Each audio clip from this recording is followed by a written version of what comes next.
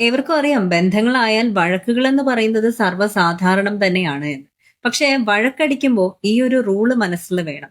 അത് റിലേഷൻഷിപ്പിന്റെ ഇംപ്രൂവ്മെന്റിന് വേണ്ടി മാത്രമായിരിക്കണം. ചിലപ്പോൾ ചില പാറ്റേണുകളിൽ ഉണ്ടാകുന്ന ചില വ്യത്യാസം കൊണ്ടുവരാൻ വേണ്ടിയിട്ടായിരിക്കും.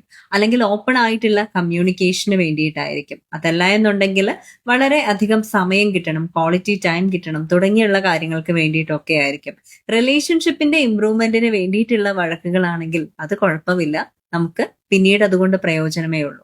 പവർ സ്ട്രഗിളിന് വേണ്ടിയിട്ടുള്ള വഴക്കുകളാണ് നിങ്ങളുടെ റിലേഷൻഷിപ്പിനുള്ളിൽ നടക്കുന്നത് എങ്കിൽ ആര് ജയിക്കും, അല്ലെങ്കിൽ ഞാനല്ലേ ഇവിടെ ഡൊമിനേറ്റിംഗ് ആയി നിൽക്കുന്നത് തുടങ്ങിയ ഫീലുകൾ ഉള്ളിലുള്ളത് കൊണ്ട് അത്തരത്തിലുള്ള ആ ഒരു പവറിനെ നേടിയെടുക്കാൻ വേണ്ടിയിട്ടാണ് നിങ്ങൾ വഴക്കടിക്കുന്നത് എന്നുണ്ടെങ്കിൽ തീർച്ചയായിട്ടും നിങ്ങളുടെ ഈഗോ ജയിപ്പിക്കാൻ വേണ്ടിയിട്ടുള്ള വഴക്കുകൾക്ക് യാതൊരു സ്ഥാനവും റിലേഷൻഷിപ്പുകൾക്കുള്ളിൽ നൽകാതിരിക്കണം. അത് പ്രത്യേകം ഓർക്കുക.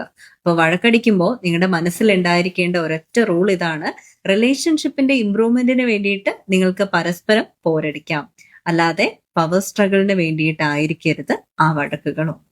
U deserve a positive life. Let's transpire to inspire.